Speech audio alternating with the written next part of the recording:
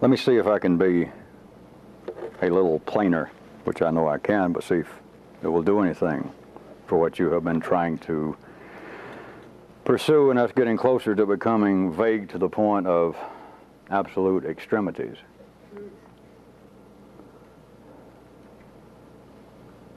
While trying to operate within the notion that you are living within a live conscious organism,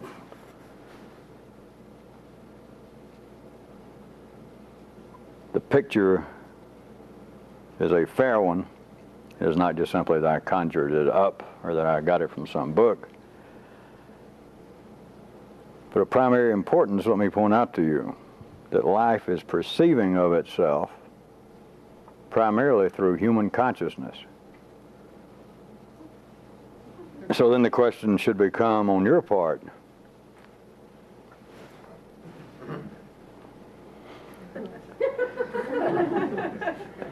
is by your own existence, what perceptions is life receiving of itself? Now you might note that this is going at least at a 45-degree angle away from what religious ideas, metaphysical notions, mythological tales have been saying through human consciousness. That all of these, let me just lump it back under religious thought, has always been on the basis that in some way humanity has got to please some external entity, the gods. But do you see, this is not simply the opposite, and it is not really functional to say it's a 45-degree angle, but I'm not about to try to get into 11 dimensions. Working on 3 dimensions, it is a fair description to point out to you that it is going almost at a 45-degree angle. That life is primarily perceiving of itself through human consciousness. And then the question I presented you is, through your own existence, what perceptions is life receiving? So you see, on that basis, it is not simply a question in some theological or pseudo-religious sense that am I making the gods happy? Because as I've tried to get you to see on your own, nobody can make the invented, that is, the way in which alternate consciousness, other systems, infrasystems in man come out referred to and thought of as gods. It's not a question of making them happy. On the contrary, based upon the way in which it is described, the way in which line-level consciousness takes the idea of man and then some kind of extrinsic being, as I was trying to note for you last week, sin, as it is called, is not going away. And I even asked you last week to ponder the situation in a non-cynical manner, that there is no general uprising, there is no general concern over the fact that no religion produces religious people. It is not the intention of it. It could not be. So it's not a matter either of pleasing some higher authority, and the corollary, of course, it's not a problem that in some way we are displeasing it. But what life is getting is the highest possible perception of itself through humanity. Now, with ordinary people, the perception it is getting is almost, as far as I can describe it in 3 dimensions, is a closed system. The burglar alarm, that its perception of itself is only what the perception of the people are of themselves on a lower dimension. And that the notions that people have that I'm no good, I am weak, I am ignorant, I am in some way a blight upon the name of humanity, that is a proper perception of one aspect of life's body to itself. But then those who have been involved with such activities as this in a particular place within life's nervous system, the question then has to become, or it eventually has to become, that I'm just giving you the starting gate tonight, the old idea that all of you had, and it still lingers on, that in some way we should be serving something. Or surely Many of you still have voices that think, surely I'm going to one day weaken and say, listen, I'm going to tell you what, we're all going to convert over to some religion. Or this is actually some religion, and all this is to please some God somewhere. That lingers, and the voices still talk for a reason in people. But the way in which you should try and neuralize the question now is, based upon your existence, based upon what you think, based upon how you act, what perceptions does life have of itself? But it changes the condition of what would appear to be this, either this game or else this trial in which some external being, some greater force, has placed man. That is not you either disappointing the being or not you either encouraging the being through some form of worship or saying, let me help you out, Chief. It's a matter of action and thinking of action being the perception that life has of itself. So if life perceives of itself, given the fact that we're talking about another dimension, but if life were perceiving of itself, let's just take it down to your daydreams. If that was life's highest perception of itself, if it turned out that you in some way, through a fluke, were in the highest part of life's yellow circuit, you know, that little part where sometimes you really feel as though the greatest thing that ever happened to you was meeting me and hearing this. Those little fleeting moments that you just suddenly feel that you could jump out the window without drugs and possibly fly. Or even if you can't, who cares? That one little spot, what if through some fluke, what if life did trip, banged its head, was in a car wreck, and you got to that highest point in life, to where it was about to have what you used to think of as a mystical experience, and its mystical experience was you. Then what would be life's, at that point, highest perception of itself?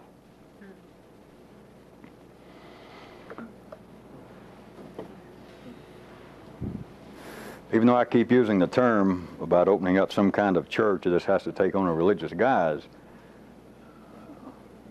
if for no other reason, can you see how estranged this kind of relationship becomes based upon everything that has gone before us vis-a-vis man's apparent relationship to higher forces?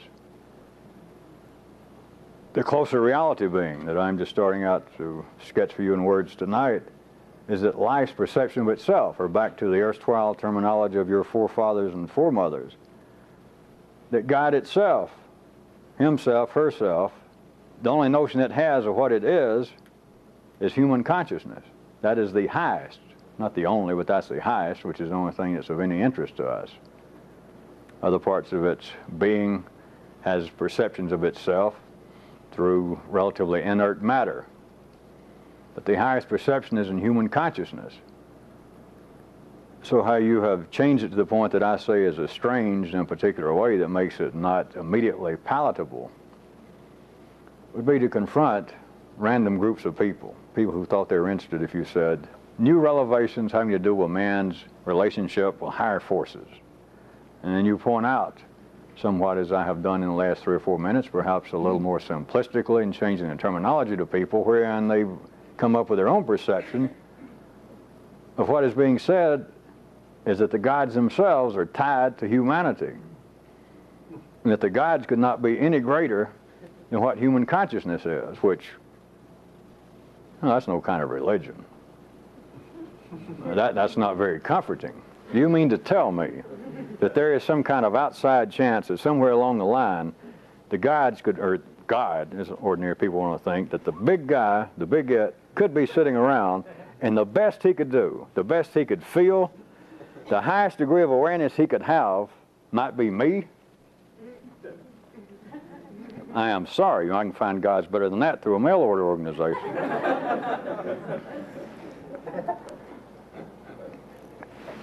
As I said, I was only going to start a sketch tonight, but again, I would point out to you that much of what seems to be perhaps irrational, indescribable in the history of man, and much of that which seems to be incapable of being satisfied in some of you, even presently. That is, notions that there is some kind of struggle going on.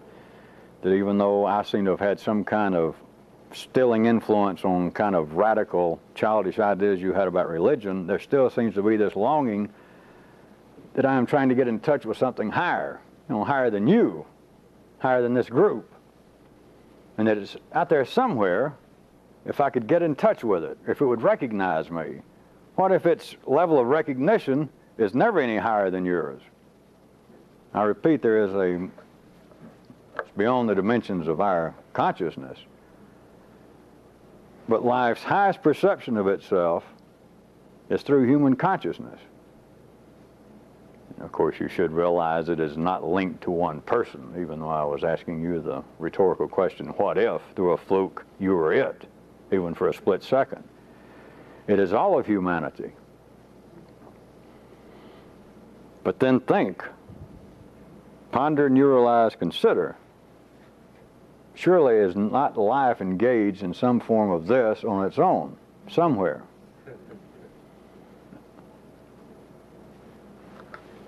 Let's assume so. Hint, hint. Let's assume so. The ordinary level of human consciousness would not offer life anything it could use in the pursuit of this thing at its level. It should be obvious. Humanity, the level of ordinary consciousness of all of humanity, didn't offer you, any of us, anything. That what goes on at the ordinary level of consciousness, the ordinary level of the flow of life, will not activate any higher consciousness or bring about the activation of any unused circuitry, any new circuitry in man. So it is certainly not going to have any effect on life above its ordinary level. What this has always been is, in a sense, is life's highest dreams.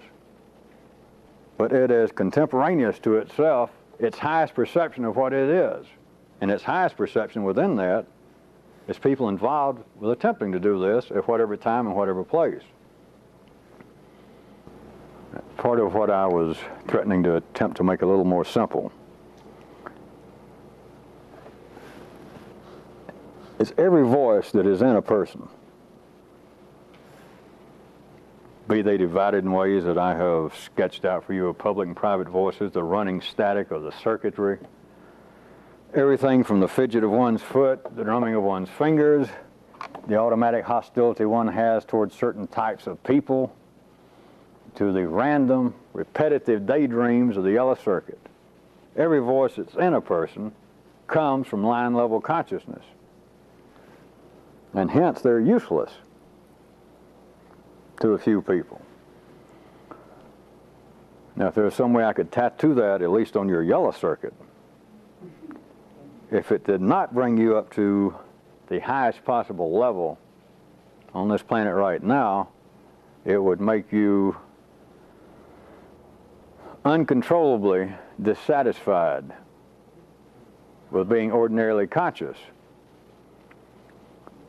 Because what appears to be the kinds of personal pathways that has brought somebody to this, that seems to keep them interested in matters metaphysical, matters extremely important, still are based upon the voices.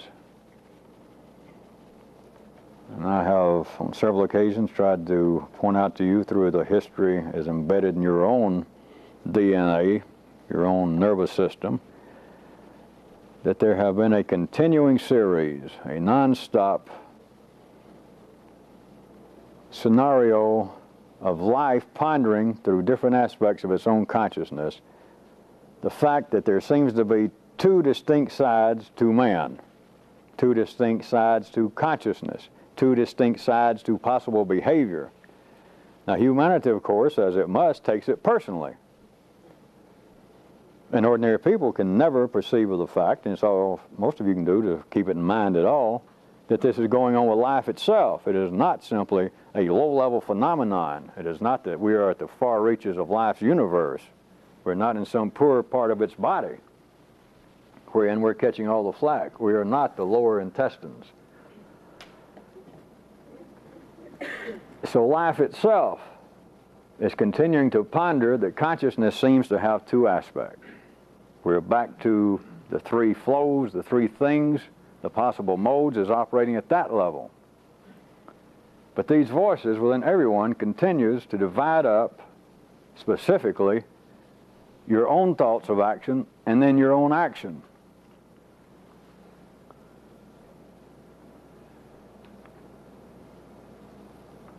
I don't guess I can resist, since I'm about to say it,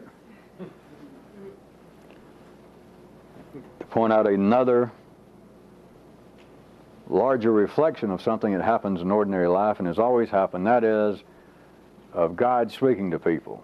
And besides the detailing I've done to you about other aspects of this phenomenon, there is a reality to that I have touched on once or twice, and see if I can make it a bit more blatant tonight.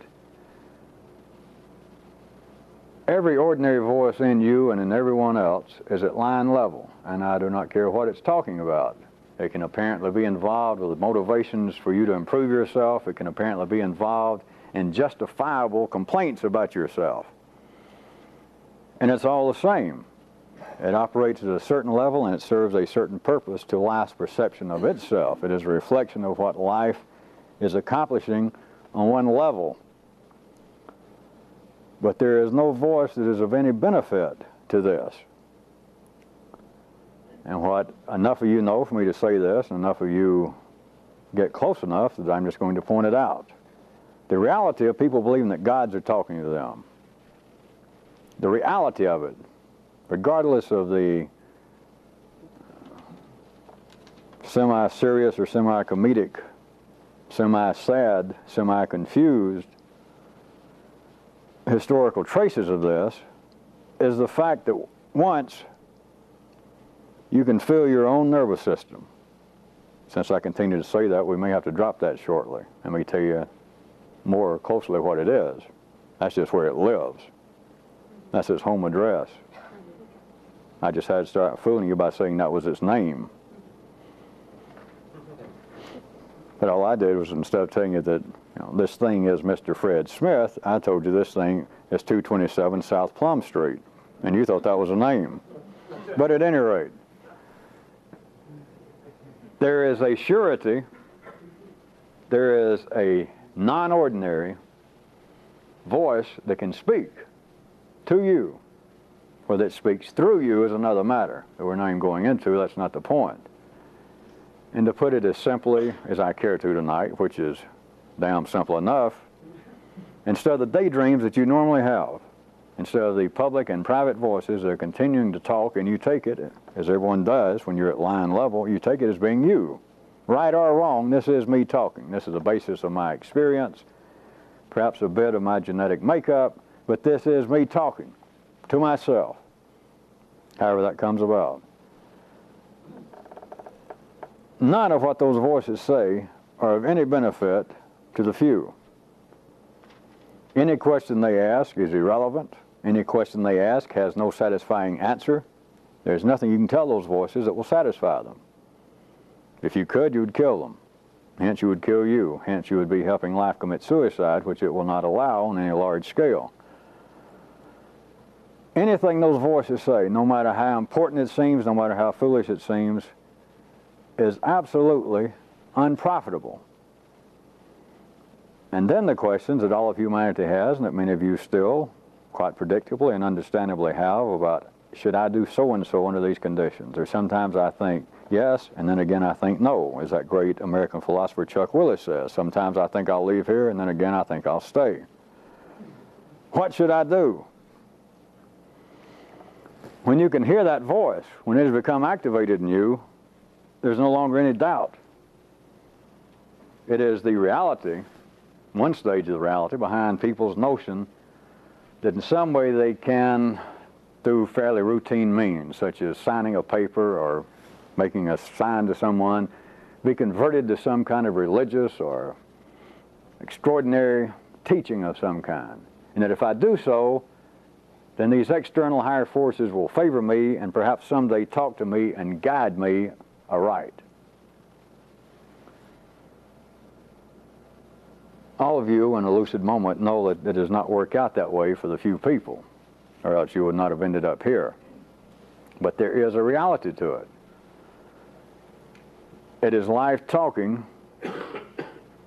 as far as it can on this level to human consciousness in a very direct manner. And when you hear that in you, it's when all questions cease. I took long enough to get around to this, partially to be sure that no one, at least with my collaboration, could fall into a fit of dogmatic ecstasy.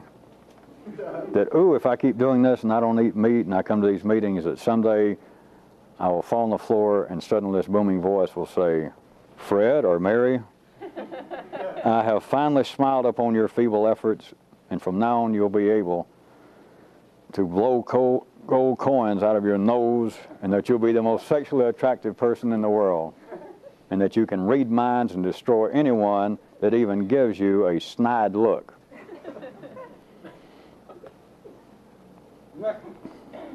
But then again, after trying to slay any remnants of that with my poignant humor,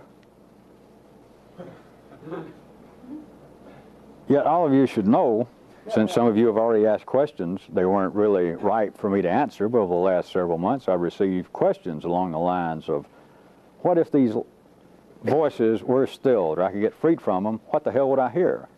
What would be going on? And note, I have not responded because the time was not right. Some of you began to answer the questions even if I, for some reason, hadn't noticed what was going on, if I did not feel what was appropriate, if I took a nap for a while. Then always, like it happens in life, some of you begin to ask questions. Then others of you find it coincidental that suddenly one night I say something and you go, you know, I was just close to being able, I was beginning to think along those lines, wondering. If you hadn't said that, I bet you 2 or 3 weeks from now I would have written a question like that. But even before that, there are 3 or 4 people always begin to ask questions. They're not right questions, but there has been the kind of effect on you people as a whole and individually that some of it begins to strike your yellow circuit at least, and you begin to ask questions that are, in a sense, almost theoretical. It is not theoretical, though, that I point out to you that there is a difference, and enough of you have absolute knowledge of this. I know all of you don't. But right at the heart of the feeling of how do I know what I'm doing? Or how long am I tied to this? Or how long do I have to apparently let you explain things? And you point out things that just makes my little heart beat. I just never thought about it. I'd never thought about it.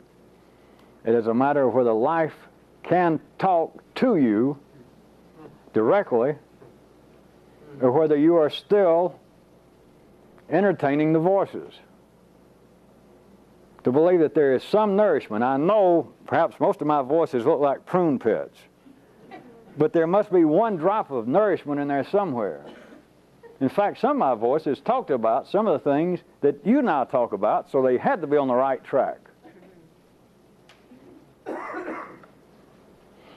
Just remember the monkey locked up with unlimited supply of typing paper and the typewriter. Life will try anything once, and theoretically, given enough time, the monkey would finally write the collected works of Charles Dickens. Since everybody else says Shakespeare, I thought I'd be different. Might even write the collected works of James Cain.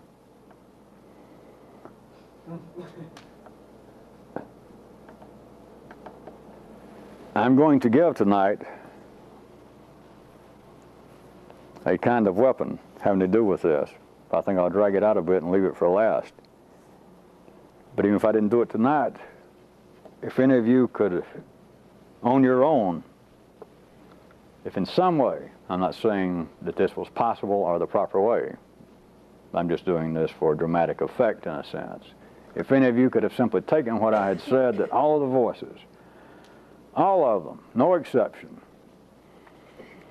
come from line level, and they furnish no possible benefit or profit to the few. If in some way you could have adopted that the same way ordinary people attempt to adopt a religious code or some philosophical idea, it would have interfered with enough that you would have eventually been left, not with a theoretical question, but with a question right up to the edge of, wait a minute, I've almost got to the point that the voices are just noise. I can almost get by without entertaining, arguing, discussing, listening to them. And I fear I'm about to hear a deafening silence, to use an oxyism.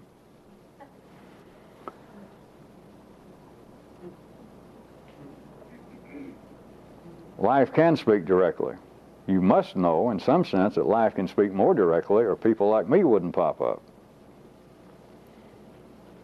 It can speak more directly, but once you taste it, there is no longer any question. There is no question of morality. There is no more question about, well, sometimes I feel certain how to handle people when they mistreat me, but when someone mistreats me in this manner, and the voices, pick any word you like, can explain, rationalize, justify, prove that this course of action is proper, even though it varies from what I thought I had adopted as my code of conduct. I am in a quandary, perhaps of a higher level than I was previous, but I am now back into some kind of moral, behavioralistic quandary, and there is no such thing. There is either the voices talking and you're accepting them as you, or something else. Connected to this, let me point out, quite specifically again, that all random, repetitive, yellow circuit activity, commonly known as daydreams, but I've tried to point out to you that what people call daydreams ordinarily, they try and classify into a separate department. You ought to be able to understand why that is done and what seems to be the justification of it. It is all random, yellow circuit activity. Ordinary people cannot see it that way. They see it as I can either sit down and try and make very deliberate, well thought out decisions. Whether I come to a decision, at least I can try. There's that. And then daydreaming, you're just sitting around, your just mind kind of wanders when you've got nothing to do. But it is all random and repetitive yellow circuit activity. It is all wasted energy for the few.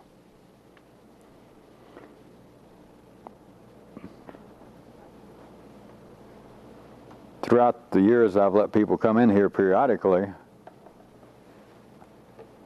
I would normally point out after a few months that one of the first payoffs for someone who belonged here should be for them to realize, even though I was using different maps and speaking and operating this in a slightly different manner, to realize one thing, that it is possible. It doesn't take magic. It takes the need, and then someone pointed out that it's possible.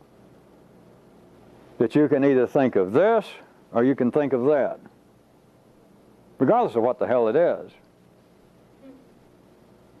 Well, doctor, I'll certainly follow your program. I will join up here, however you do that.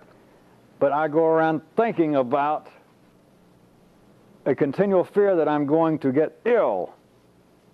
Now, I've had it as far back as I can remember, and it's making me ill.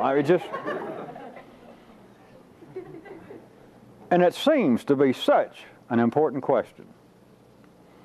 But for someone to find out, if they've got the need to, which is, of course, synonymous with me saying whether they belong here, that through an effort of great, great will, once it's pointed out, I mean enough that would probably produce enough horsepower to run a A-cell battery, that if someone has the need to, once it's pointed out, they just simply point it out, to forget any form of mysticism, forget psychology. Let me just point this out. You say, go around thinking about a fear of being ill. That's right. It's with me day and night. All right. You can replace that with thinking about something else. You can even replace it by thinking about the fact that I point out that you can think about something other than thinking about being ill. Now, to varying degrees, I don't want any of you to feel bad that it didn't happen, because part of this is, I guess, allegorical. But somewhere along the line, all of you should at least walk in a closet in the privacy of your own home and slap yourself in the forehead, even if it's taken years, to fully understand the fact, forget the content of the so-called thought, the process of so-called thinking, but to simply discover, I go around, all my life I've worried that I thought that everybody I passed was looking at me and saying, I bet he's a homosexual. I'll just bet you he is.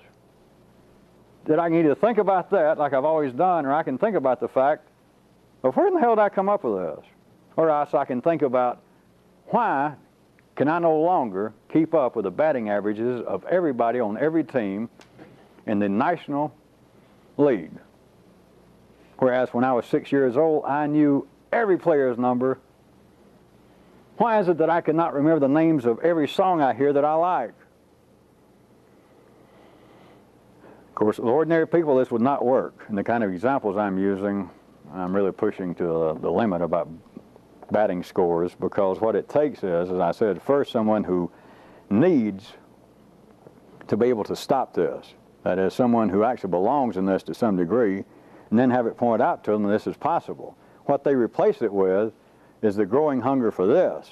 Not simply batting scores, there's nothing wrong with that. But you have got to have it happen to you for you to understand that this goes on. I don't care what you call it. Fear of being unjustly accused. Fear that you're so ugly that suddenly one day the whole world is going to just get together in a corner and talk about it and begin to throw rocks at you or just shun you forever. Whatever it is, it doesn't matter. That this goes on, and it's not a matter of suddenly being able to stop thought like some imagined Buddhist. It's not being able to suddenly get in touch with God and them to say, all right, I'm going to cut the voices off. You know, who knows what you'd hear after that? Muzak, maybe, the rest of your life. But it's simply to find out, with no talk about metaphysics, no talk about the content of what's going on, but you can take this thing that's operating like a non-stop radio, and through this tremendous act of will, you can change stations. Even starting out by me saying, which of course is a trick because it can't happen this way, but for me to say just mechanically, just automatically start thinking about anything else. It can't be done.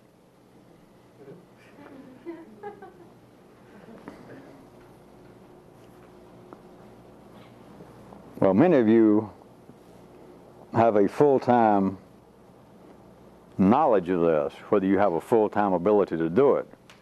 Many of you know that this is true, without any doubt. But then some of you should be to the point to be able to understand that what you should be doing with this continual yellow circuit activity, whether it seems to be under your direct control at that time, for whatever reason, you just don't see the need for it. There doesn't seem to be anything motivating you to do it. But this, you should be taking this random yellow circuit activity that is always going on, day and night, out of bed, in bed, with the covers up around your little paws and nose. It's going on, but wherein you seem to have any control over it is to divert it all toward this. And it doesn't matter how, the details do not really matter.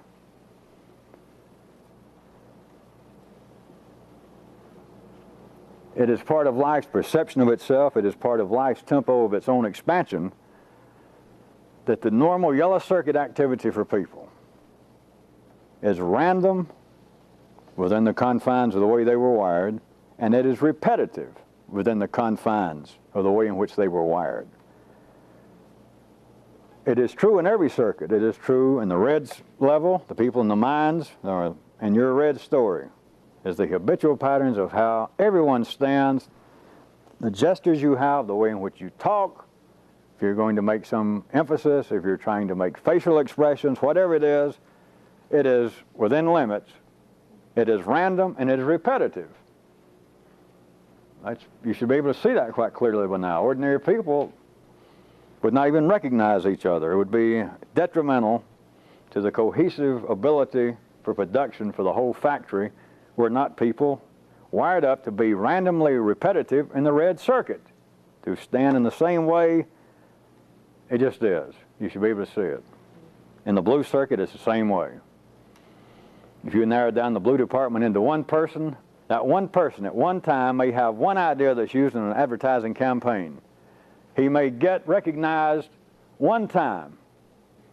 The rest of his career, the people in the blue circuit department, whether now they're trying to sell automobiles or trying to sell earmuffs, the best that this guy can do is come up with a limited number, perhaps just one, over and over. The campaign that sold a new form of refrigeration 10 years ago, they come in with something new, like a new style of women's clothes. And the only thing he can come up with was the same slogan. Instead of changing it from refrigeration, he changes it into mini dress. It makes no sense. Nobody ever uses it. It never goes anywhere. But at least, to put it back on what seems to be the human level, the individual level,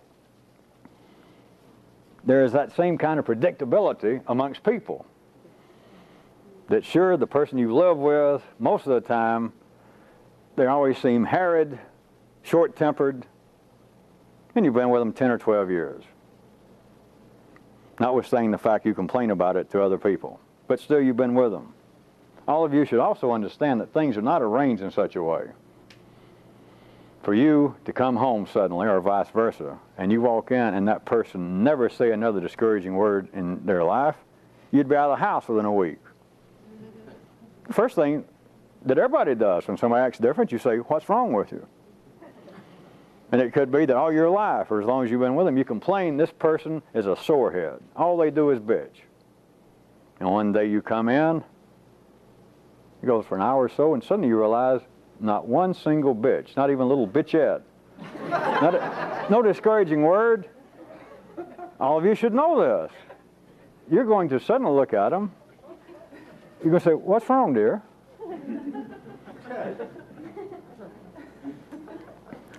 It is a kind within limits of random repetitiveness in the blue circuit.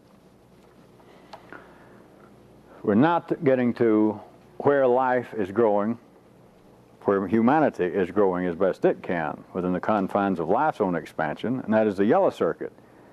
And as I pointed out eons ago, to those of you who had eon ears, the yellow circuit is now that which seems to be the freest. It is that many ordinary people will proclaim to be the gateway to freedom, the gateway to the future. That, yeah, you're probably right, I got physical habits, I probably sit in the same position, I probably stand in the same way, but you know what, so what? No big deal. And I guess you're right, I probably have some emotional traumas from somewhere that I react in probably a confrontational manner when someone starts giving me this kind of knee-jerk liberal attitude about political matters. But you know, so what? But up here, I'm a free spirit. In fact, I read about 2 or 3 on a good month, brand new science fiction books. And I can just let my mind roam, and I can imagine people on Pluto, and I can imagine people going into inverted space. I can think anything. I can sit around, I can daydream about being rich. I can daydream about being president of the United States or the premier of the world.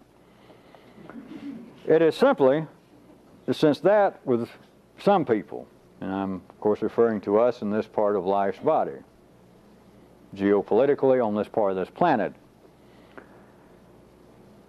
that by and large the people sitting here now and people who will be listening to this tape, their central focus, even if it doesn't appear to be so when they first are confronted with this, to be at the yellow circuit. If they stay here, I very shortly, if you'll notice, through trickery and deceit, I have dragged them, oftentimes kicking and screaming. Not in my presence, but I hear them kicking and screaming that no, I can't run, that doesn't have anything to do with being more conscious, and I'm not going to quit drinking, and I ain't going to give up dope, and I can't give up hamburgers, and I surely can't give up hostility. I can't give up telling people, especially the people here that I'm trying to deal with and grow with, if I see them in error, well, certainly I'm going to point it out. It's my duty. At any rate, if people stay here, I can drag them to the point on certain different directions to where they do understand that the focal of this, not ordinary intellectual activity, but that is way above the red circuit, that there's no way to contort yourself, there is no way to starve yourself, to diet yourself into higher states of consciousness. There is no way to get up in the middle section and to chant, to pray, to write poetry, and that someday it will just all become crystal clear. Also, there's no way to get up here and to intellectualize yourself out of it, but this is the springboard. From here up to the ordinary level of consciousness, you have got to be ordinarily, routinely functional. Or at least when I kick you around a little bit until you got to do this, you find, I can do it. If you insist, and if you're going to find out otherwise, I'll do it. And it's not as bad as I thought, notwithstanding somebody's note tonight that I may read. Picking on running, as much as all of us love it.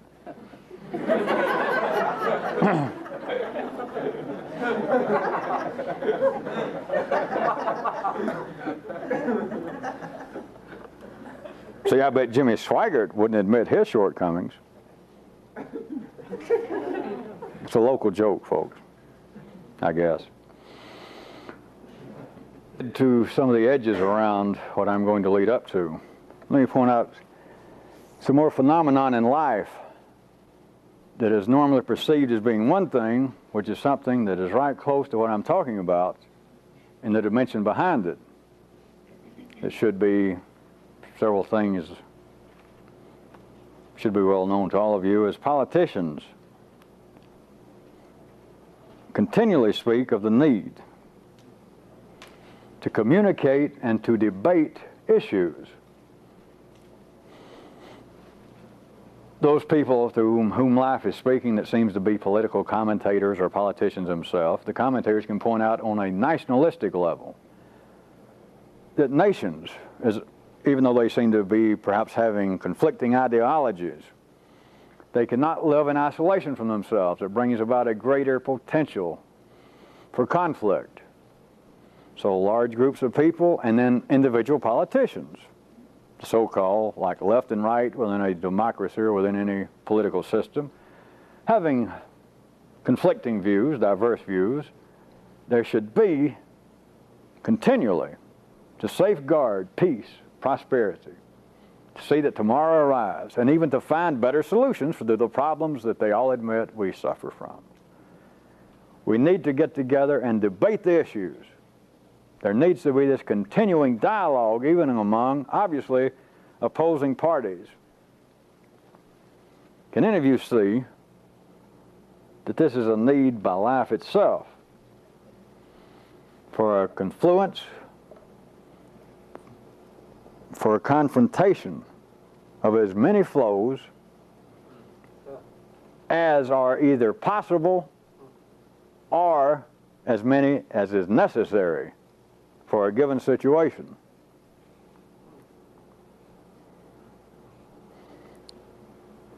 But also note,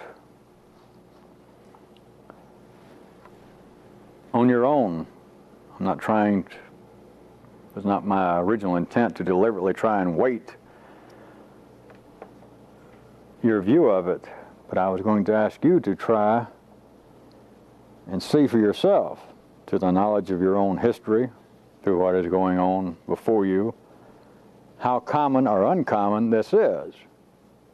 I don't mean just on the media level of politicians themselves and political observers and writers, but how prevalent is this in ordinary life? How prevalent is it in a bar for you to suddenly overhear one bricklayer turn to another bricklayer, or worse yet, to a septic tank mechanic, and say, listen, we're beginning to get hot here, and there's no doubt that our views of the politics of this state are in grave conflict. But rather than us seeing this as a cause for physical violence, my friend, we should take this as the continuing opportunity to have an open and free dialogue of diverse opinions.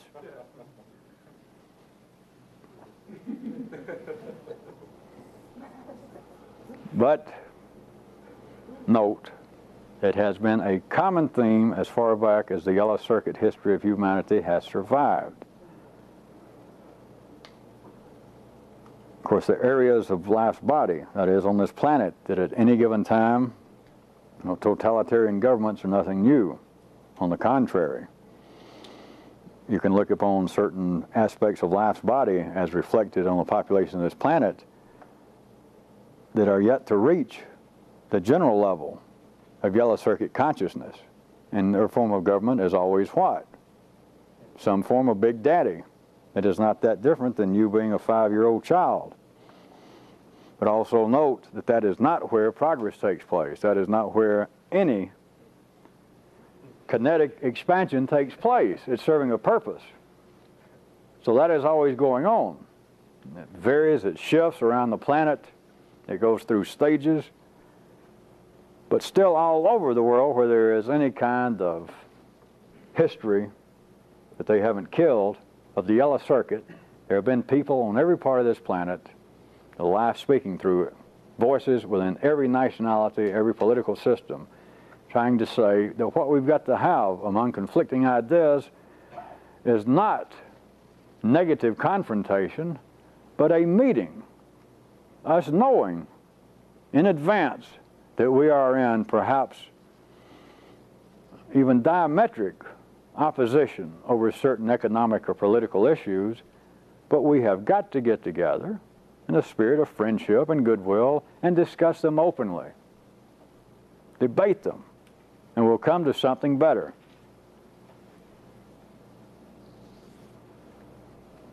Can you not see by now? Can you not smell that life continually needs, at its highest point, a constant confrontation, a confluence of either, which those of you who are good understand that anytime either properly arises, it's just two ways of looking at the same thing, but that it needs either this confluence and confrontation of every possible flow, every possible input, every possible force, or else it needs at least what is necessary to make this situation move in a kinetic manner, in a positive manner. To conclude this part, I ask you again on your own, for reasons I may not have made very clear, you ponder, consider, think about, neuralize, how often does this seem to take place on lower levels? How often does this seem to take place in life as a whole, as spotted about by the little dots of energy known as Homo sapien and Homo sapienette? I'm in the wonderful world of politics. How about this? I can conjure up an example that just seems to fit. Hell, it does fit politics if I do it.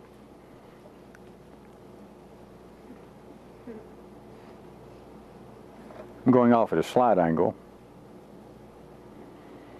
They interview a politician's friend. They find someone who has been elected to some office, gained some power, and they find that one of his apparent detractors, maybe a man who's threatening to run against him the next election, they find out that they were friends back in college. They've known each other for 20 years. And they go and interview the person. And you hear it or you read it. Let's say you hear them interviewing, well, tell us what Mayor or Governor so-and-so was like. And here's a man who seems fairly sophisticated and educated, literate. And he begins to speak about how his erstwhile friend has gone astray, why he may have to run against him and straighten this out, why he'll be glad to tell him now what is amiss in his administration. And if you were ordinary, which everybody is ordinary, even if you're not ordinary at the time, you can listen to the ordinary side of you listening. It's how you learn everything. Unless you're going to stay with me the rest of your life and learn everything from me. And sooner or later I've got to get laryngitis, or if not that, die. But you could take what would seem to be a psychological view that might just normally spring to most of you, and the voice might suddenly smell, wait a minute, you know what I smell in this guy? Jealousy. Not conflicting political opinions, these so-called examples he's coming up with about his friend and how he has misused his office, how he has missed opportunities to help our community. That suddenly, almost a psychological smell, if you're ordinary, is not some kind of serious political differences between this guy and his old friend who is now in power. I'm smelling one thing, jealousy, which would take the ordinary level of real genius. See if you can jump right quick from that example to this. I assume all of you heard that, or if not, I can make up other examples. It would seem to be this person is not attacking somebody else because of what they've done, what they've said, what they thought, or their ideas. It's just almost sour grapes. They're just jealous. They're not threatening to run for office to help the community and get this guy out because he's not as much help as they'll be. It's nothing that high-minded as that. The fucker's jealous of him.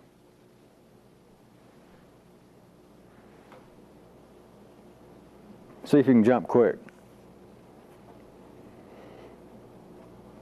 It doesn't matter what it's called.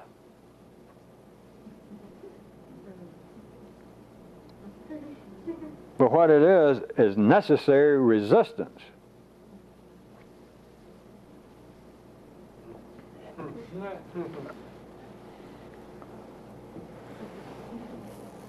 Well, there's more to it than enough of you are getting. So I'm going to leave it at that one example. Just that you could smell something that you would say. The voice is in you. If you were an ordinary voice taking an ordinary, sophisticated psychological glimpse to say, I do not smell, I do not see, I do not perceive some serious, even some profitable ideological gulf between these people. This guy's attacking him, he's just jealous of him, as though that were some kind of explanation. Now back at the ordinary level, it is. All of you should have gone through similar occurrences before you ever met me, of thinking, well wait, I'm getting smarter than the average person since I took Psychology 101. Or maybe I was just born insightful. So I hear people talking, attacking one another, and all I hear, well hell, you're just jealous. You just want his place. I hear somebody out on the street on a soapbox trying to attack the capitalists that are running this country. And suddenly, in some great flash of insight, you smell jealousy. And a little cynical voice in you, regular, wired, predictable voice says, hey, you go up and offer that guy a job for $2,000 a week working for the Rockefeller Foundation. You know, he'd throw that soapbox as far as he could. You know, you don't fool me. So I was just using one word that you could apply to many instances of someone apparently in conflict with someone else. And suddenly it could strike you at some kind of psychological level that there is no real conflict. This person is just as hollow as the person he's attacking, and he's jealous of him. It doesn't matter what you call it. In this case, jealousy. It would seem to explain something, that you have seemed to have gone from some kind of so-called conscious, willful level, as ordinary people would call it. I have been able now to peer to lower depths of unconscious motivations. Even he doesn't know. He's claiming that he's against capitalistic authority and the misuse of big money. And I smell one thing. He's just a sorehead because he's not rich. If the Mellons or the Vanderbilts would invite him to their summer home, you'd never see him again. He's just jealous. I have seen on a lower level. No, because it doesn't matter what it's called, there has got to be resistance. And that's all it is. One thing, since the moon is getting some of this part tonight, let me leave you with one part of this. Even though to use jealousy. And I say that it does not matter what it's called, but it is necessary there be resistance there. All right, by naming such occurrences like this resistance, by being able to, that humanity has named it, as though it is some kind of perception beyond the obvious, that what's going on is not actually what people say is going on, it's jealousy, and I'm saying it's just necessary resistance. But by naming such occurrences, it helps life to understand itself better. Whilst in the neighborhood of noting names, let me stop a minute in the wonderful world of psychology. Everybody knows what talking therapy is. It's basically the credited with being an offshoot of Freudian ideas. But the idea, by whatever name it goes by now, of someone talking to someone else, whether it be religious counseling or psychology of some kind, analysis, but talking therapy, at the ordinary level, everyone does know that it seems to do some good to some people. In the same way, I might point out that people apparently undergo some kind of change by going into some tent or some synagogue or somewhere and saying, yes, I believe in what you're saying, and I accept it. I'm going to follow it. And their little face seems to beam. Anyway, something seems to happen. In a not dissimilar way, at times, out in life, this talking therapy seems to, quote, work. This is kind of a side street since I was here. And being the conservative energy that I am, let me point out, when it seems to work at the ordinary level, now we're back playing Dr. Specious, because apparently I'm talking about one thing, but I'm not. Apparently it's right, but it's only apparently so. When talking therapy seems to work,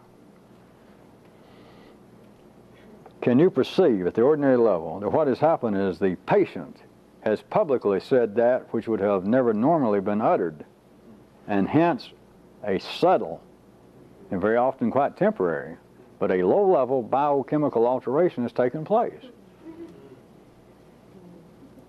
That as much as I'm sure many people thought that I have laughed or tried to distract you from psychology, no more so than football or TV dinners or religion, but at times, and I don't mean all that unusual, the people say it has had an effect on me.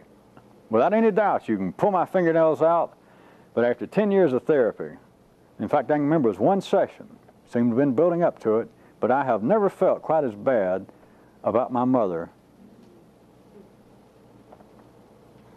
And if you had any non-mechanical view and sense of smell, and you knew him for a while, you might sense that, well, there's some validity to that.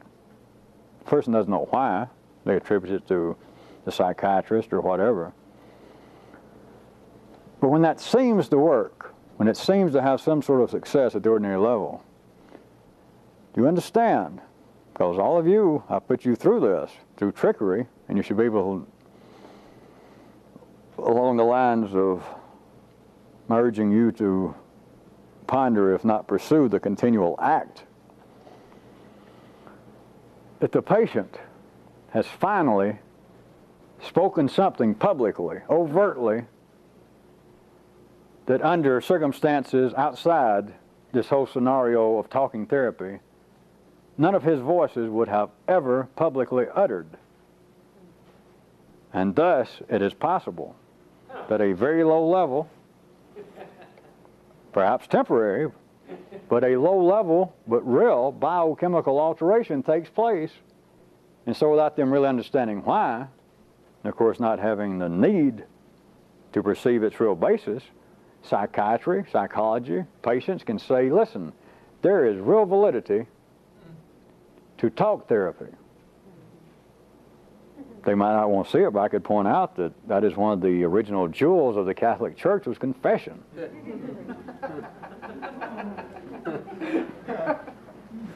Another side street, a cynical voice could point out that that was not only good in the way that I meant, or a stronghold of what got that religion going, but from a different attitude you could also see, or you should be able to smell some of it, that the notion of sin, the incompleteness of man, this is another small side street from what I was talking about, but confession, I could not have improved upon how to bind someone to the notion of sin.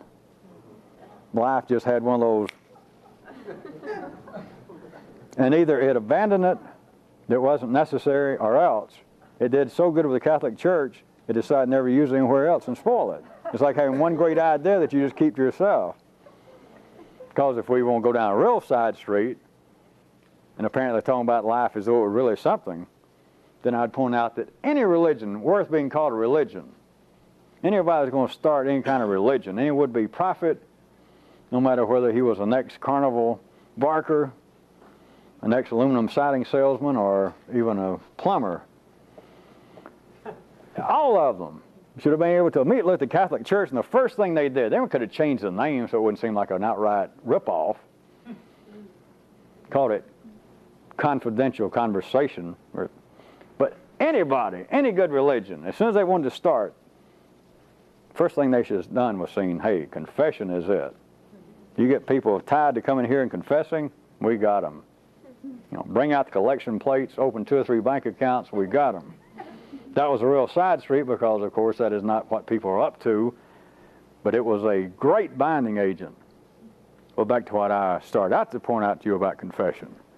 It is a form of talk therapy. Now, beyond religion, beyond psychology, how about? Most of you are old enough to even know it's been going on. It was probably, some of you probably have relatives, grandmothers, grandparents still alive old enough that might even point out that modern day, all this about psychology and always going around having to talk to somebody about your problems, you know, times have really changed. Things are off to on a worse foot than they were, because when I was a child, what we'd do in the neighborhood, around the farm community, if somebody had a problem, you'd get with your family, you'd go see your mother. Or if it was really bad, maybe you'd call in an aunt. You know, people you knew, but if you had a real problem, you know, somebody, if a cousin married a drunk, and she didn't know what to do around having to talk to somebody about your problems, you know, times have really changed. Things are off to on a worse foot than they were, because when I was a child, what we'd do in the neighborhood, around the farm community, if somebody had a problem, you'd get with your family, you'd go see your mother. Or if it was really bad, maybe you'd call in an aunt. You know, people you knew, but if you had a real problem, you know, somebody, if a cousin married a drunk, and she didn't know what to do. She didn't run off to a psychiatrist, although we didn't even have them. We never heard of them down here on the farm, but they would get together. Maybe some of the women, some of her closer female relatives, and they'd get together and they'd talk about it. And she can't tell you why, but her insinuation was that off time helped. What I was getting at, it is a part of so-called common knowledge, common sense, that very often it is good. If there's somebody you know and somebody you trust, if you can go and get it off your chest. It is all talk therapy. And when it seems to work, what I'm telling you, it can be a real, albeit low level, because of course ordinary people, there's not going to be any kind of drastic change. It's not possible. But there can be a low level biochemical alteration in the person, even temporarily, or it can have a lingering effect. But there is a validity behind it. At least some of you think that I have led you down a path wherein all talk is useless. Not to ordinary people.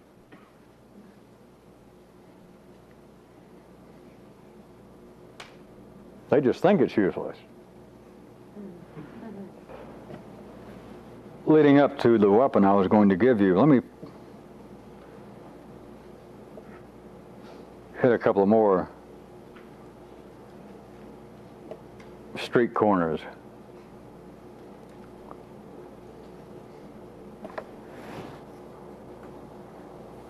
You should have an awareness, whether you see it all, what I'm pointing at tonight or not, of the relative stages, the progression of the growth of the circuitry of humanity. It is not quite this simple, but it's all we can talk about in words in this dimension.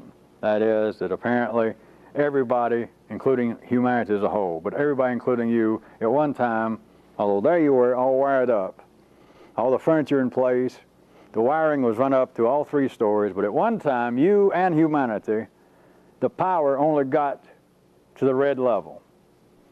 And then apparently, somebody turned on and it got into the blue level. And then it got into the red level. The red level, the yellow level, is the last. If I misspoke, of course, you all know what I meant was from the red, the blue, and the yellow.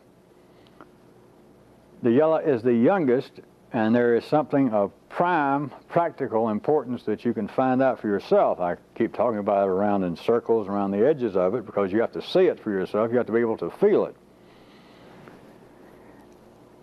It being the youngest, it is the most prone to illness.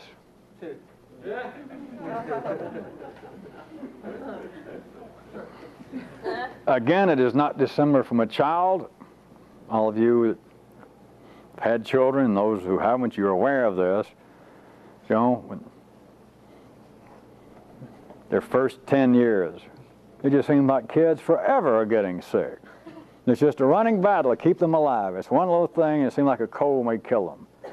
They're always hurting themselves. They're just prone to illness.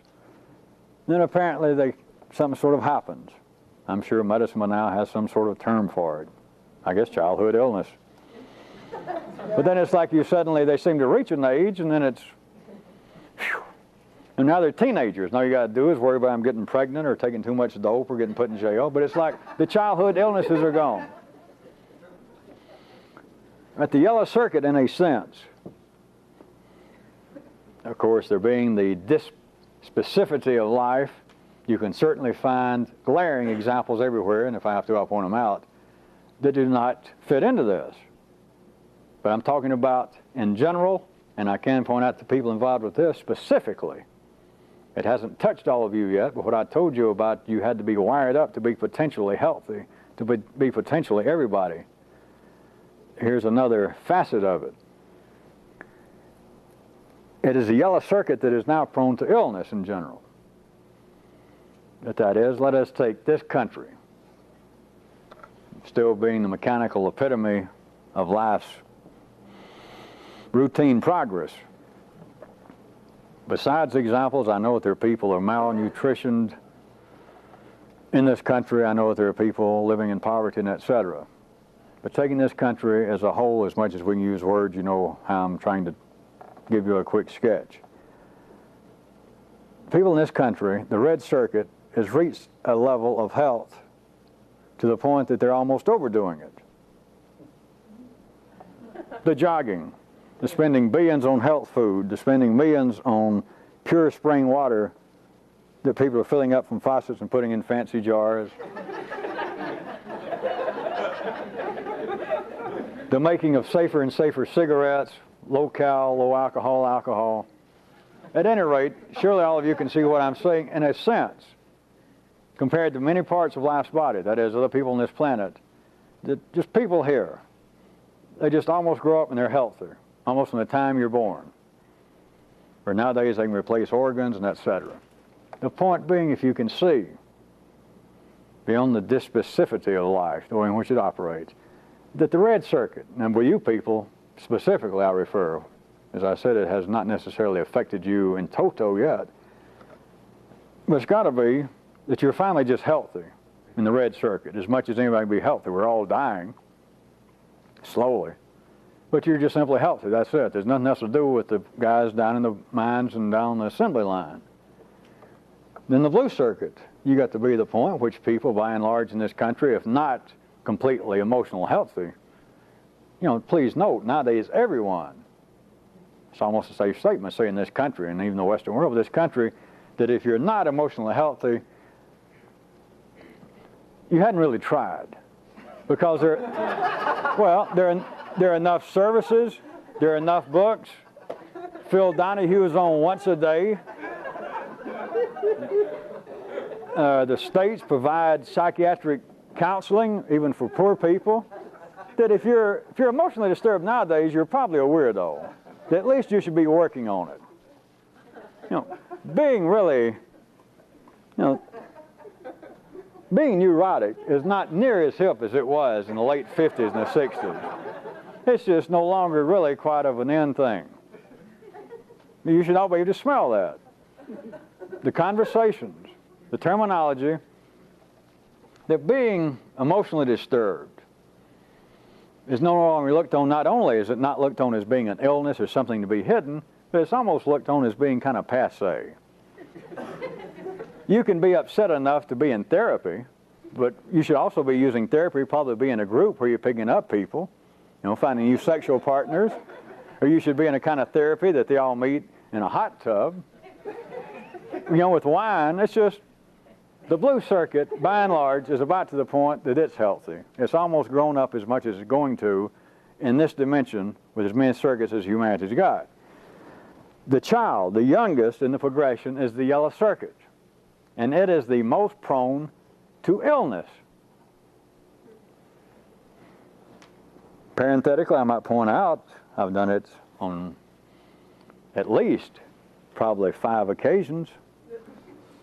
And every time 1 or 2 new people join in the club, so I'll do it one more time to point out to you that under ordinary conditions, what people refer to as either emotional illness or mental illness, that whole spectrum of being disturbed in some way that they normally lump into some kind of emotional misery, discomfort, that you cannot be emotionally disturbed unless you're thinking about it. What is now, even still, referred to as some kind of emotional illness, emotional traumas, by and large, in this part of the world, is really misnamed. I know what they're referring to, and you should. It's just a gradual process of it changing it, because it is no longer as directly affecting the blue circuit anymore. It is a childhood illness, of course, everything being connected. And they still have notions of psychosomatic illness. There's some illness up here, they don't understand it, but it's like the brain, the mind, as they would call it, I guess, consciousness, gets an abscess, and some of the pus seems to run down the body, and the guy takes up a limp, or he begins to twitch, and there's nothing wrong with him. Well, yeah, they say there's something wrong with him, but it's imaginary.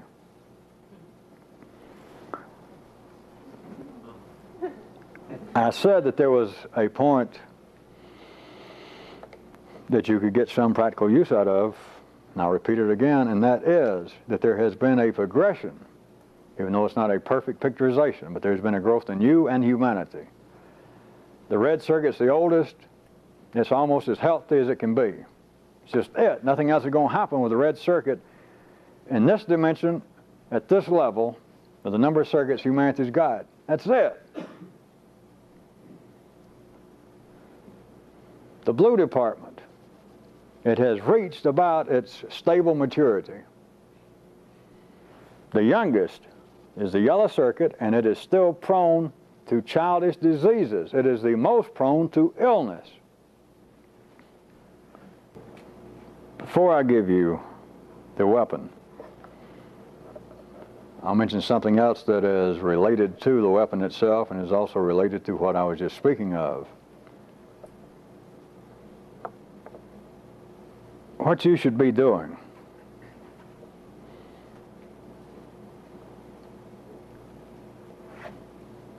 and this is fairly simple, back to the need and once it is pointed out, is you should take right now just the random, repetitive, the non-stop yellow circuit activity, the running static, and you should simply do one thing, is to tie it to a continual query. And there's nothing wrong with picturizations. I picked out to tie it, to take all this activity as though you could take one rope, and there was a center point here with a stake in the ground, like a dog. And it's to tie it to this one stake, which is a continual query, and that is whatever the static seems to be involved with. How is it possibly related to life's growth? Or how is it related to this? That is not as strong as the weapon.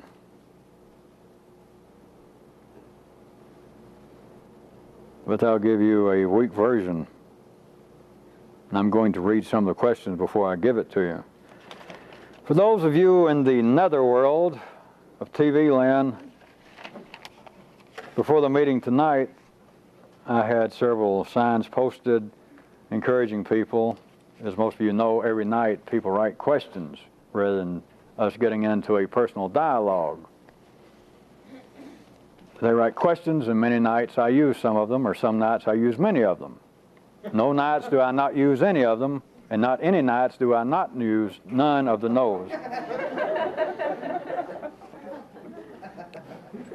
I understand that it has become a little more difficult in some people's yellow circuit mind in the last months, if not several years, to ask what seems to be simple questions of, women seem to hate my guts, what could I do? It's through my devious ways and through outright denial of such problems and refusal to respond to them, or by writing people back such encouraging notes as, I shouldn't be crude. At any rate, we do not get many questions like that because I do not answer them in that manner. The answer that at least the vast majority of you people here now know, that there is another reality, that at line level consciousness, in the ordinary flow of things, there is something else greater afoot than your apparent feelings about your apparent ugliness, that is simply a reflection of something else. But still, for reasons other than what might be obvious, I periodically encourage people, try and write, play like it's 2 or 3 years ago, or play like you just came here and that perhaps I am Freud reincarnated or somebody, and write everyday questions. And it's still harder, so tonight I had a note put up, and I said, pretend that this was writing to a, quote, psychologist columnist, whom I label Dr. Specious.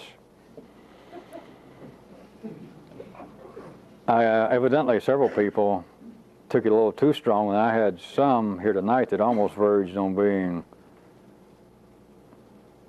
smart aleck, which I won't get into, but those of you who did it, I remind you I'm not your buddy, and I am not Dr. Specious. But I had people write in on that basis, and some of them are not bad. Specious, I hope by now everyone knows, something that appears to be correct while not being so.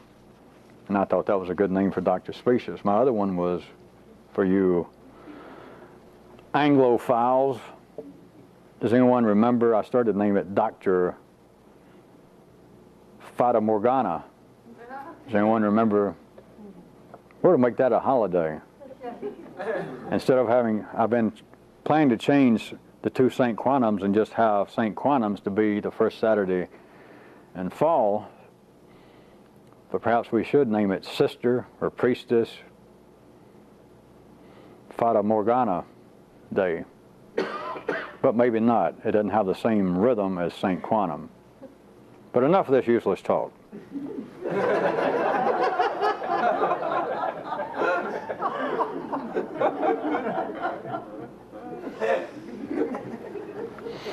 Dear Dr. Specious, a lot of books have been written and a lot of classes have been given on the general topic of how to improve oneself, etc., in all sorts of areas. And I wondered, is it possible in specific areas such as math or music that something can be learned by someone who seems to have no talent, no interest? I'm paraphrasing some of this. At the ordinary level, the ordinary limits of hard wiring, if you want it genetically, there is a reality to it, that there are people who will never have a sense of rhythm as it seems to be comparable to somebody else for no particular reason. Or there seems to be people who cannot carry a tune. There seems to be people that will swear that anything more complex than 2 and 2 makes them want to go into a swoon, that they almost have the vapors. They want to faint. So when we're speaking of the ordinary limits of hard wiring, there is validity to the notions that people have that there are areas that either I or I observe apparently other people cannot be taught, they cannot be improved. There seems to be absolutely lacking in talent in this area, and nothing can be done about it, or can it? At the ordinary level, no. There are areas where there cannot be anything done because the hard wiring is what it is. But outside of that, you have got to, any of you who are interested personally, you have got to remember the great FAT theorem. Fuck all that.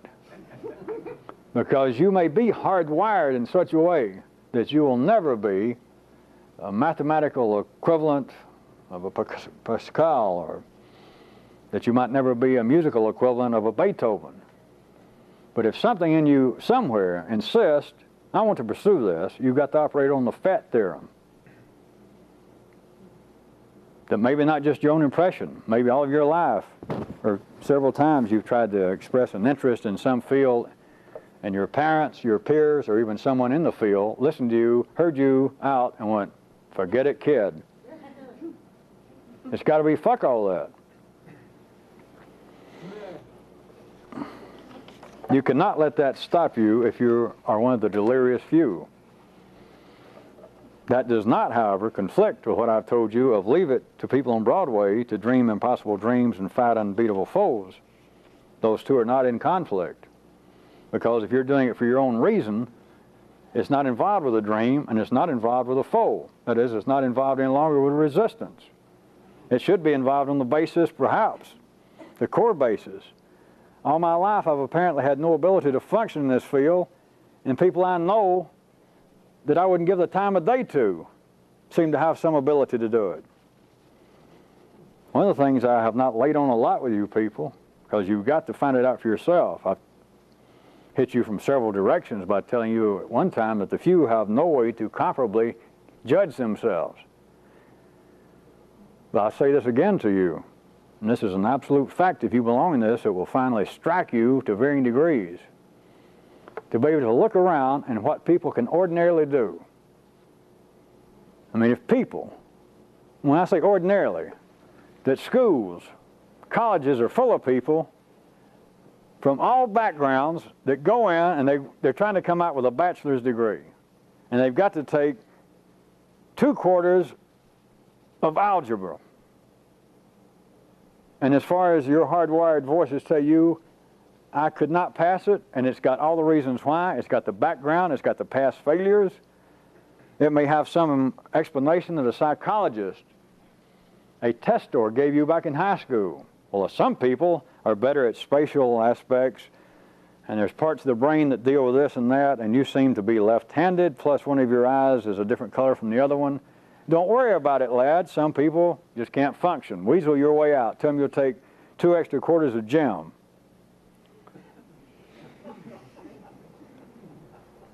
If you belong in this at all, I'm telling you something. If you look around and some other ordinary fucker can walk off the street, man or woman, rich or poor, tall or short, and they walk in there and they pass 2/4 of algebra.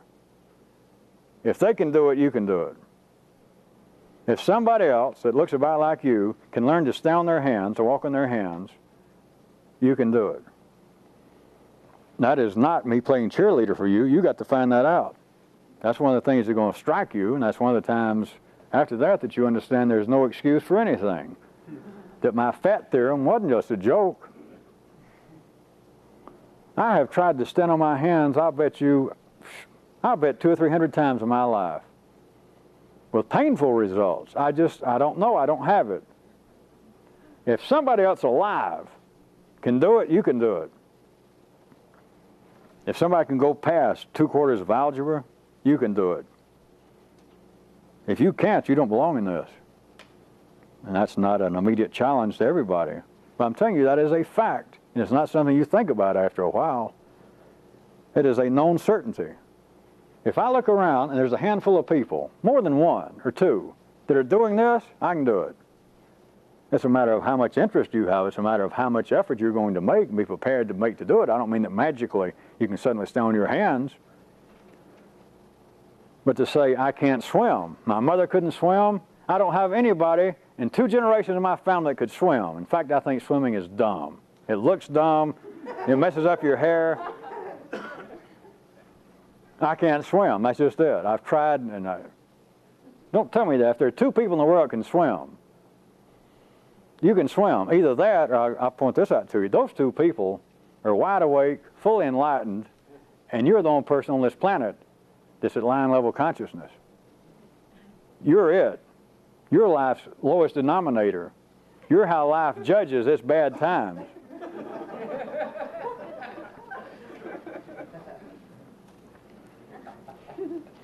Some of these, as you might suspect, are humorous, those that did not get on the verge of hostility.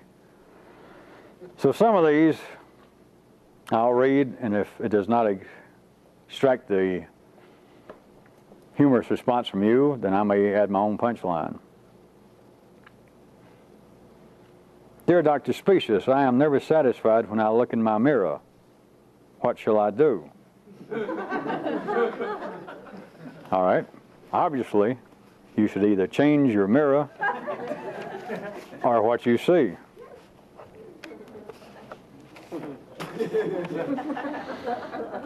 Dear Dr. Specious, all of my life I felt that I was somehow different from other people. But last week I read in a national survey, over 90% of those interviews said they felt the same way.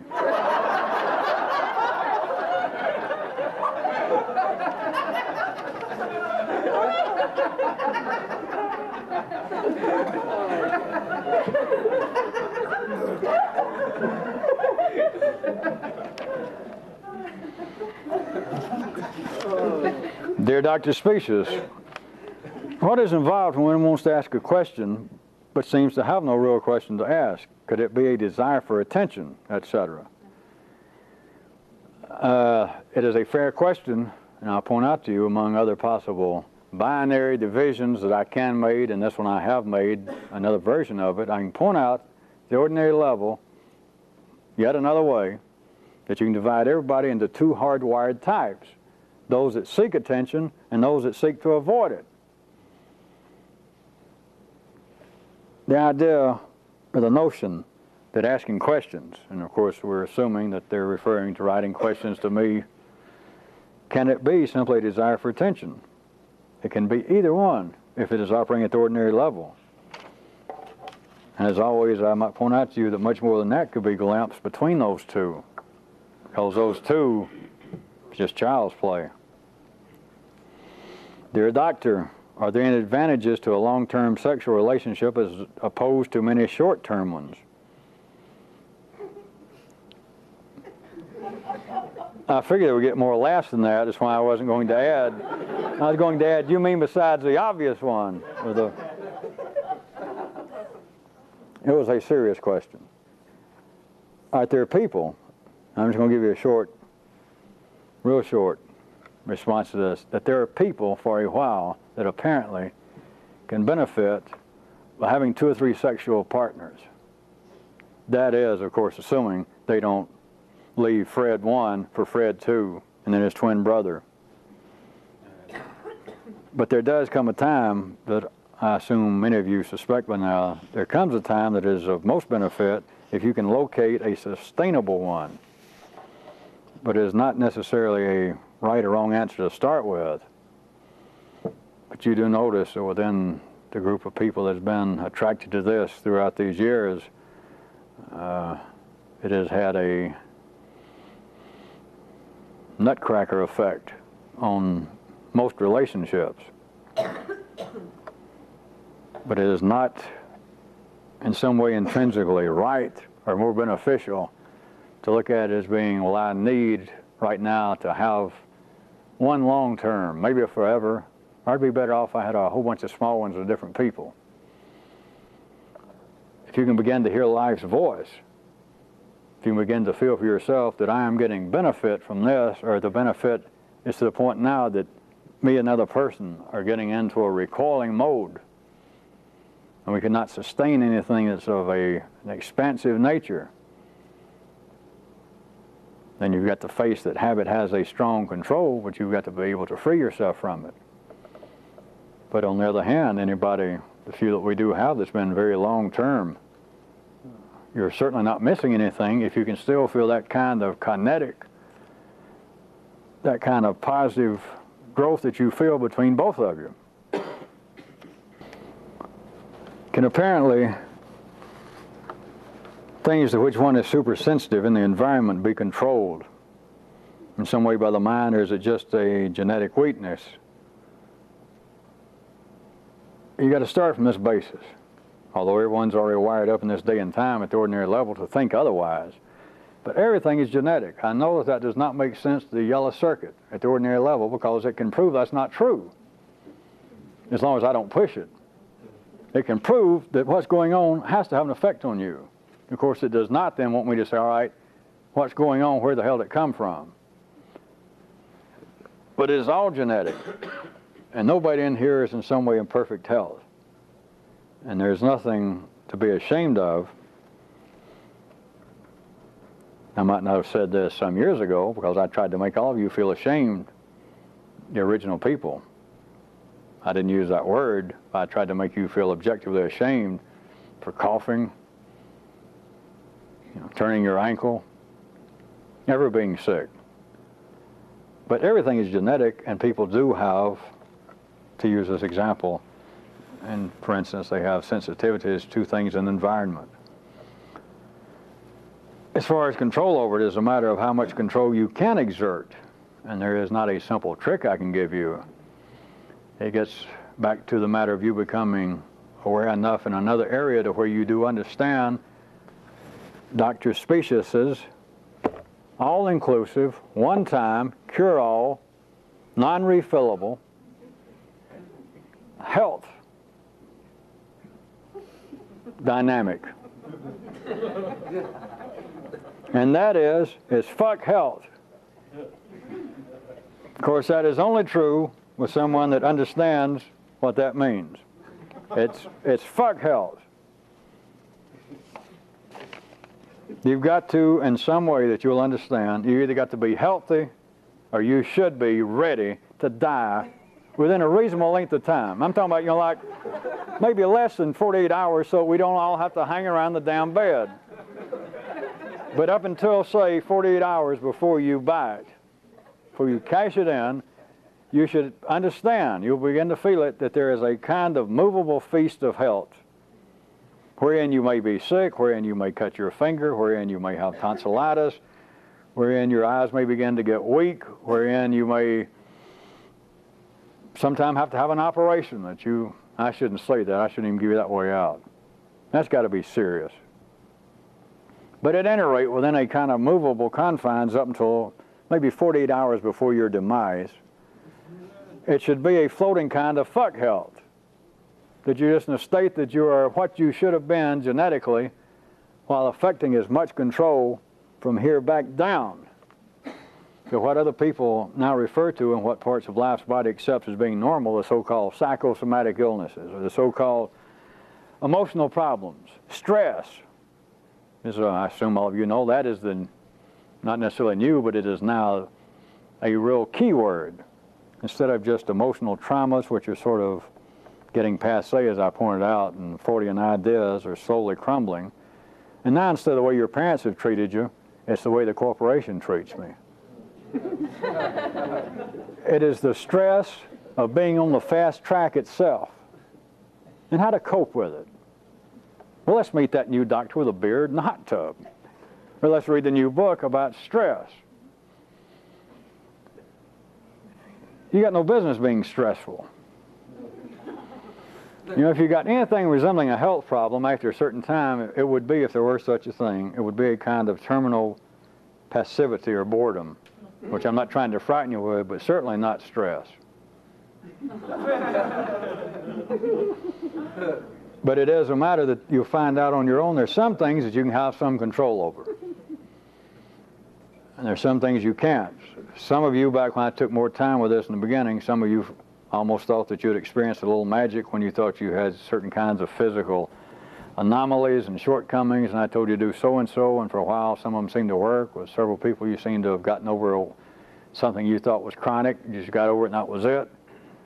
But on your own, without me playing around with what would appear to be magic, which if it gets death-defying, as you know in the past I will stick my finger into, but on your own is the only way it's of any great profit. You may find out, many of you wear glasses.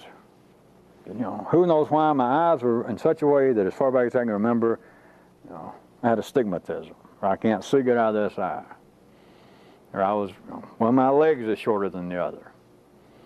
if it was possible to cure your eyes, if it was possible to make your leg grow, if it was possible, I must tell you that you may be back to my old story of the man who learned to walk on the water across the river and it took him all of his life. Which is a fine trick,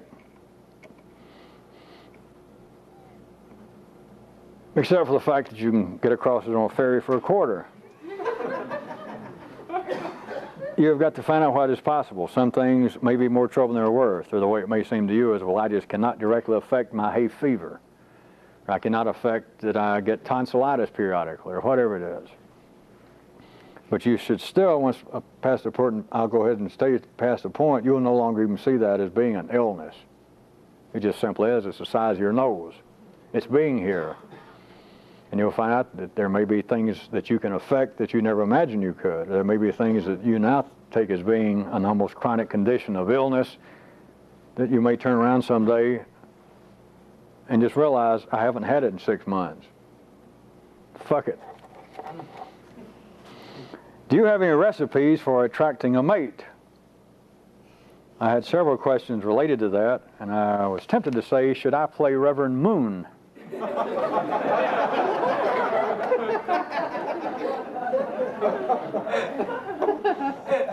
My little humor does not belie any concern and knowledge, as I've said, that I know many people in here, many people, in case any of you think that you're only one of one or two. I acknowledge it again, you feel as though, and it's even this partly to, not blame necessarily, but responsible, that you seem to be sans a sexual partner, a lover. And then it seems that the more you're involved with this, the harder it is out there. You might say, well, sure, I can go and pick up somebody, but I get around and ordinary people, I'm not mad at them, but I can't imagine hardly going and spending the night with him or her, but much less, I know I couldn't move in with a person, it wouldn't work. I am as concerned, I feel for you, I know what it is. There is some validity to it, you cannot let it kill you, you cannot just stop there and wallow in it. It is real enough when you are going through it. Should I be Reverend Moon? Should I take everybody as, well, that's somebody, and we'll have one of those big Reverend Moon, of course not wedding here, but pairing off. That's right, you go you and you go you. Everybody that's in favor of that, I guess you can give a secret vote and write me and tell me yes or no. I'm not insinuating I'd do it, but it'd be fun to see if anybody said, yeah, do it. No, it wouldn't. No, it wouldn't. I take that right.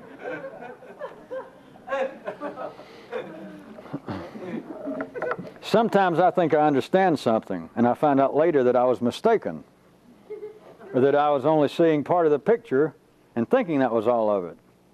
Is there some way I can find out sooner when this is about to happen? The recognition of life's direct voice. To quote my favorite person, moi.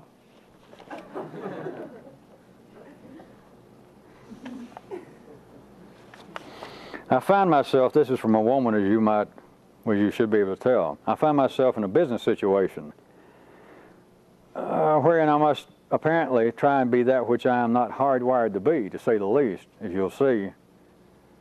I'm just going to paraphrase some of this right quick. That she is having to deal with clients, primarily men, or the base of the question, men.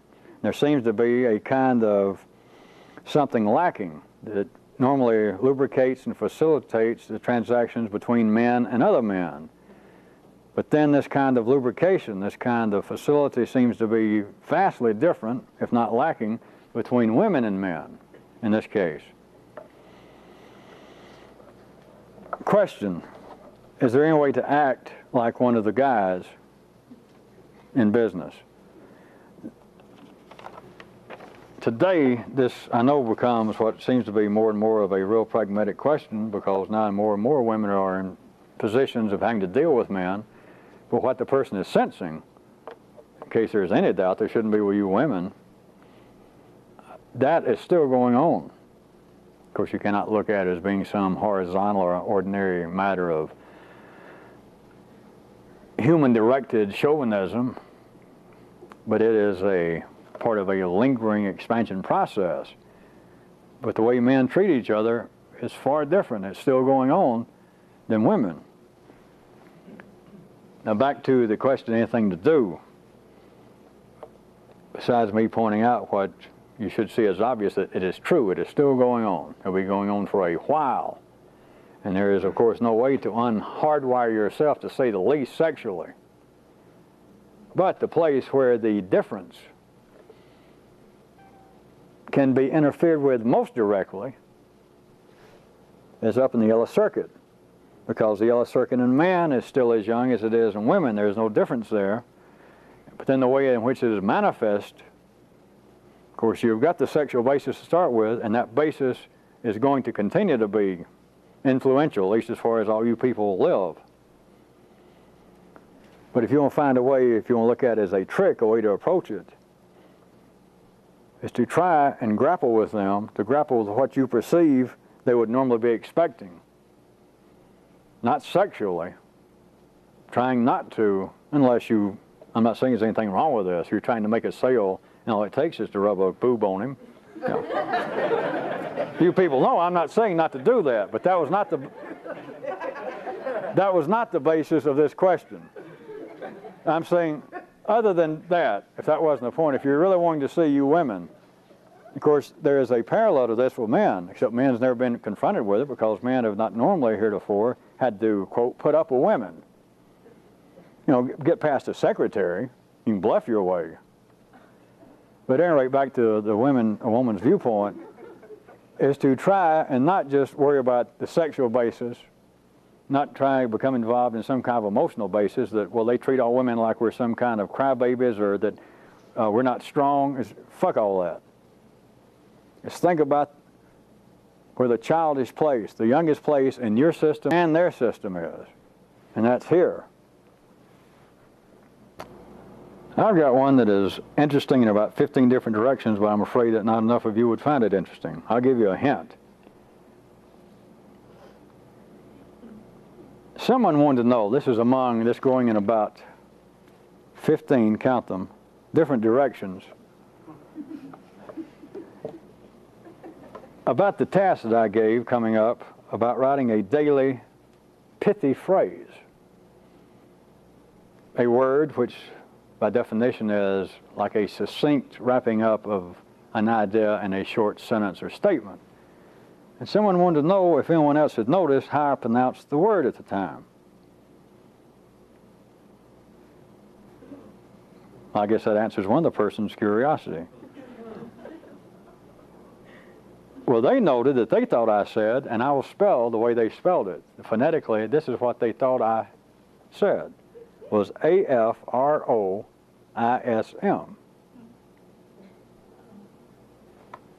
And then they asked about, and speculated about 17, count them, other things. I told you this would not get many of you. All right, I'll read the concluding sentence, even though it won't perhaps make more sense to you than what I just read. Quite a trick to bypass a response that from anyone else would have been corrected. But who was tricked?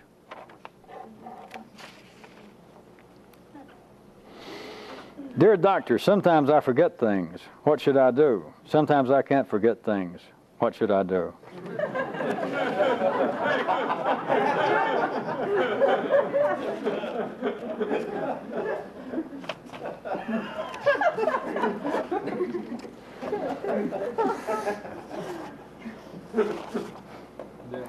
Dear doctor, sometimes I seem to be affected by things that other people hardly even notice. But come to think of it, sometimes other people seem to be affected by things that I hardly even notice. Sometimes, P.S., sometimes people seem to be affected by things that they hardly even notice. Dear doctor, is this normal?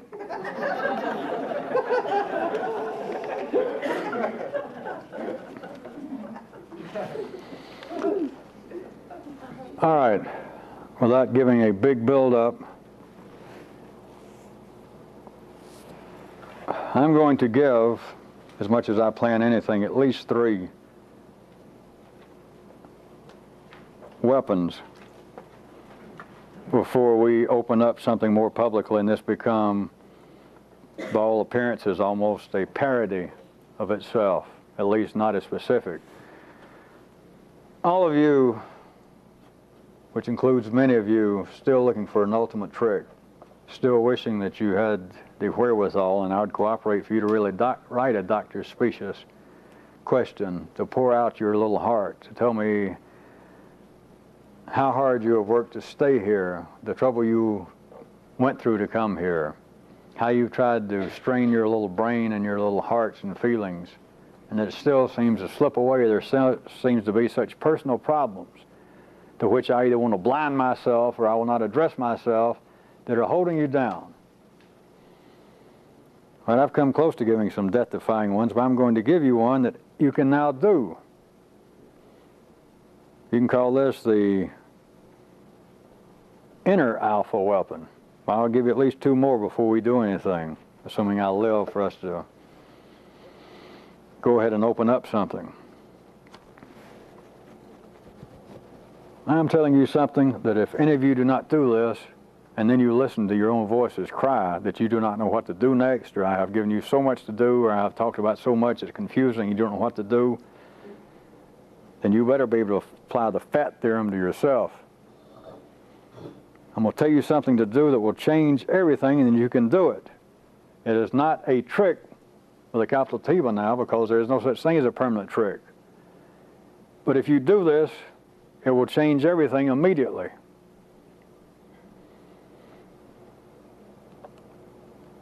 Is remove your vocal self, that is, you talking, from all of your daydreams.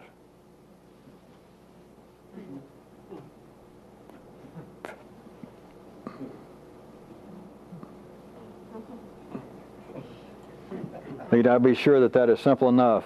I'm not telling you to stop daydreaming, I'm not telling you to chant, I'm not telling you anything or to interfere with daydreams. But do not listen, do not allow yourself in the daydreams to talk ever again. Anything else, all action is fine. This is not a capital letter T trick because there is no such thing, but this is also not a small letter in parentheses trick. And almost all of you are to the point that if you would undertake something like this, if you would use this, but between now and next Thursday, there'd be a handful of you would get a glimpse of something that you have yet to see. And all you got to do, just watch for one thing, is do not let yourself speak in daydreams. Nothing else. Don't try to interfere with it. Let the action flow on. Let everybody else talk. But do not let yourself vocalize in your daydreams. And a few of you will be good enough that you can stop it in your dreams, at least enough to become aware of it once or twice. But in your ordinary running around, running static, what you think of as daydreams, is simply do not let yourself in the daydreams speak. Yourself can do any other thing it wants to, any other thing it has to do, any other thing that it was going to do, but remove your vocal self from daydreams. Do not ever say that I didn't give you anything.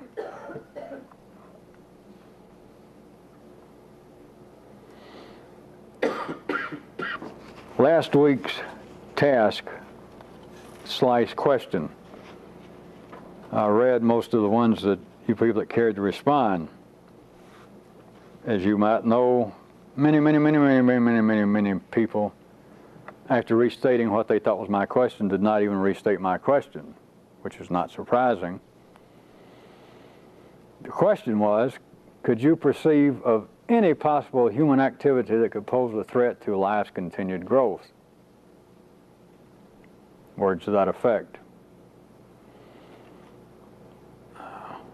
Some of the responses were interesting enough that I may read some of them next week, not tonight. Several people, and those involved, and even the rest of you, should understand what I'm saying. The people who responded didn't understand. It was all guesses from everybody. You surely know that. But several people even guessed close to it. That doesn't mean anything, but just so it all still appear to be fairly human. Remember, the question is there anything that could possibly happen in the course of human activity, in the course of activity on this planet by humans, that could possibly be detrimental to life's health.